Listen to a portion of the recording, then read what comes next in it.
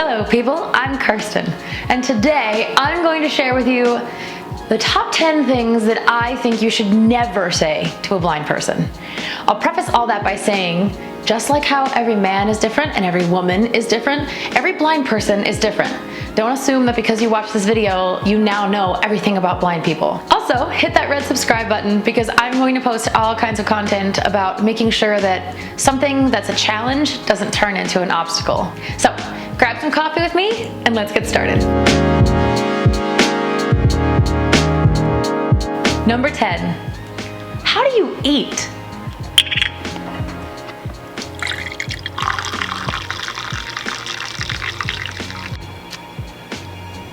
Oh my gosh, it's so good. Anyway, sorry. How do I eat? Well, I put the food in my eyes and I hope. No! I eat with my mouth. I hate when people ask me this question. This is one of the most annoying questions that I ever get as a blind person. And it's simply because I just expect a little more nuance out of you, right? Like, how do you know where your food is on a plate at a restaurant? Or how do you cut without knocking everything off? Those are things that I can tell you about, and trust me, they could probably be a video in themselves, so leave a comment if you're interested in seeing that. But how I eat is I put food in my mouth just like you. Number 9, you're not blind, you don't wear sunglasses. First of all, don't tell me I'm not blind, okay? Second of all, I don't wear sunglasses because I don't want to. Because as I said at the beginning of this video, not every blind person is the same. Some people wear sunglasses because they have reasons that they want to cover or protect their eyes. Some people wear them, like me, in the summer especially because my eyes have an incredible sensitivity to light and sometimes they just hurt or get tired. But if I'm choosing not to wear sunglasses, it's because I don't want to, not because of anything else. Number 8. How many fingers am I holding up? Okay. I will say admittedly that this one I haven't gotten since I went to law school, which is good, so mostly it was like college kids being dumb, but it stays with you guys, it stays with you. So how many fingers am I holding up? Let me tell you something. It's always 2. So then I say 2 just to see. And then it really is 2 and they freak out. And then they really don't believe that I'm blind. And then it's a whole mess. And I guarantee there are people out there in this world who still to this day believe that Kirsten is not blind. Because I guess that they held up 2 fingers like every other peasant who's asked me this question. Number 7. So if I put this in front of you, would you fall? I don't know what to say to that. Usually it's like they don't even tell me what the this is. So they'll hold up some random object even though I just told them that I'm blind so I can't see it anyway. Because if I tell people that I have a tiny bit of vision, then the first thing they want to do is test me and like understand their own boundaries. I didn't give you permission to do that. Those are my boundaries. Those are not your boundaries. If I put this in front of you, will you fall? Usually my answer is, I don't know, but I'm not sure why you'd want to hurt me, so you probably shouldn't do that. Number 6. So do you need to touch my face to learn what I look like now? No, I absolutely do not. In fact, I didn't want to get close enough to you to shake your hand, and that was before COVID. I definitely do not want to touch your grimy, oily little face right now. No. The movies, I don't know why they started doing that in the movies, but they have all the blind people touching people's faces. That is not what we do. No. I don't even know if I've ever touched my mom's face. Mom, let me touch your face. Anyway, I do not touch people's faces. Blind people don't keep catalogs of people in our heads based on their facial structure. We just don't. We catalog you by your voice, the sound of your step, your breath, the scent of your skin or your clothes, which probably made me sound like a vampire, but just deal with it. It's the truth. I don't care what your face looks like. I don't want to touch your face. I don't want your oils on my skin. Ew, I'm not touching your face. No.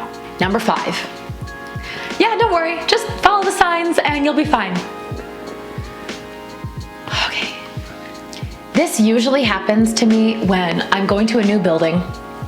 I go up to someone and I ask them specifically, hey, listen, I can't see, I'm blind, I'm looking for a room, whatever. Can you please help me find it? Can you give me directions verbally so that I can know where to go and where to turn? They just look at me for a second and then they tell me to follow the signs. And I know they point because I've been told by people who have seen these interactions that they point at me. Don't point at me, just don't do it. And don't tell me to follow the signs. I just sat here telling you that I'm blind. You're just such a waste of space. I don't understand. Also, it really helps if you can learn some directions, like left and right. I swear, it's one of the things I judge my relationships by. If Joe didn't know his left from his right, we would not be together. Number 4. Oh wait, you're blind. Of course you can't use a computer. Okay, listen, I understand that really what you're saying is that you don't understand how I would use a computer because I can't use my eyes. That makes sense, but it's the way you say things. It's the assumption. Please don't assume that a blind person can't do something. It is always better to ask, okay? Instead of saying, you can't use a computer, say, if I send this to you, can you read this somehow? If I send this to you, is there a way that you'll be able to figure out what it is?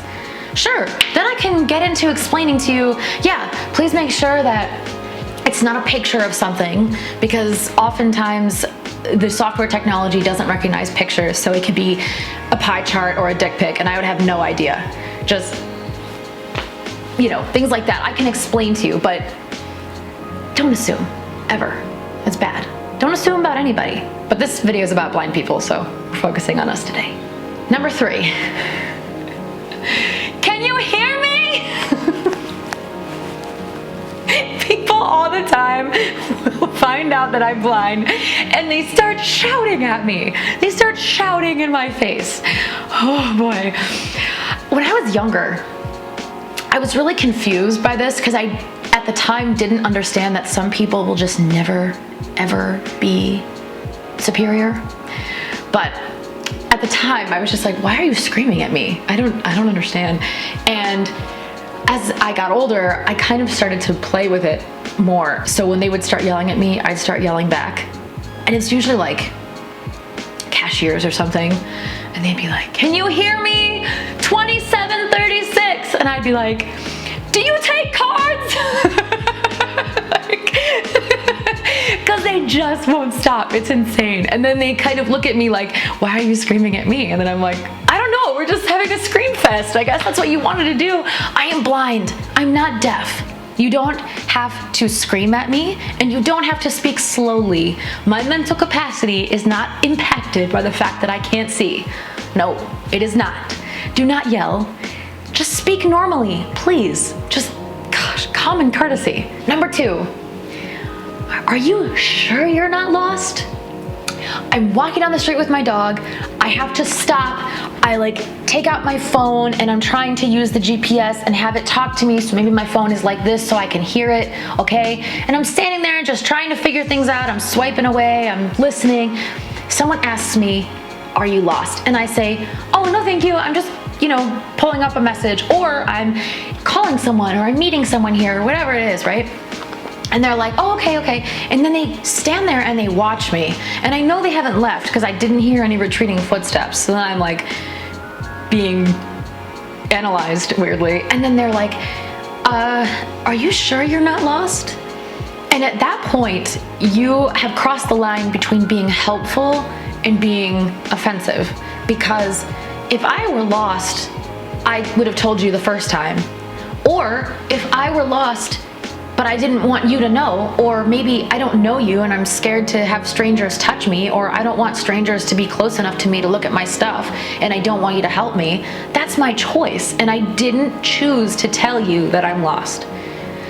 And that's my right. As an adult, at that point, the answer should be, okay, and then you walk away. I understand you're trying to be helpful, but please understand that I have autonomy and I have the right to conduct my life the way that I want. And having a disability doesn't mean that you have a greater right to come in and interfere with that. Before I say number one, I just want to remind you to subscribe.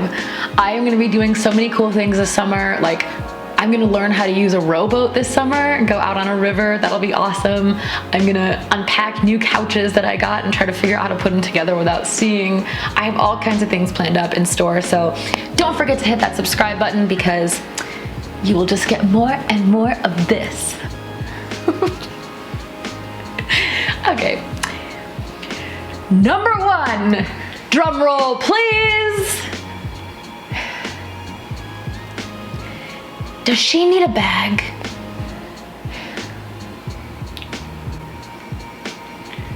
Yes, she needs a bag so she can put it over your head. Do not ever, ever talk to the person that the blind person is with as if the blind person is not there. You are automatically labeled a terrible person. That's just a fact.